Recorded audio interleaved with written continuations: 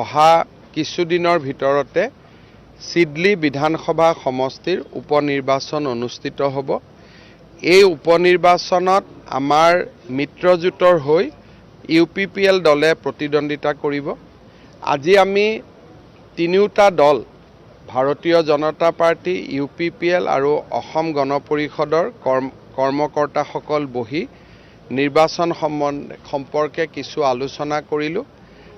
আমি আশা কৰিছোঁ যে অক্টোবৰ মাহত বা নৱেম্বৰ মাহত এই নিৰ্বাচন অনুষ্ঠিত হ'ব। যেতিয়া ইলেকশ্যন কমিশ্যনে কৰে আমি যাতে সাজু হৈ থাকিব পাৰোঁ, তাৰ বাবে মই আজি সিডলিলৈকে বা আমাৰ চিৰাং জিলালৈ আহিছিলোঁ। একেধৰণে বঙাইগাঁৱতো ইলেকশ্যন অনুষ্ঠিত হ'ব। আবেলি মই বঙাইগাঁৱতো আমাৰ কাৰ্যকৰ্তাসকলক সাক্ষাৎ কৰিম। বঙাইগাঁৱত আমি অসম গণ পৰিষদ দলক দিম। 2021ত যি ধৰণে আমি আসন বুজা পৰা কৰি লৈছিলোঁ, তেনেকুৱা ধৰণে বিহালী, ঢলাই আৰু চামুগুৰিত BJP দলে খেলিব, বঙাইগাঁৱত AGP দলে খেলিব, সিডলিত UPPL দলে ইলেকশ্যন খেলিব। মই ভাবোঁ যে লোকসভা নিৰ্বাচনৰ দৰে ইয়াতো তিনিকোণীয়া প্ৰতিদ্বন্দ্বিতা হ'ব। কিন্তু সিডলি এইটো নতুন সিডলি নহয়, পুৰণা সিডলি। আৰু আমাৰ ইয়াতে ৰাইজৰ সমৰ্থন আমাৰ প্ৰতি ভাল। যোৱা আমি গোটেইকেইটা ইলেকশ্যনতে আমি দেখি আহিছোঁ। আৰু কোকৰাঝাৰত এইবাৰ জয়ন্ত বসুমতাৰীৰ যিটো বিজয় আছিল, এইটো এটা ঐতিহাসিক বিজয় আছিলে।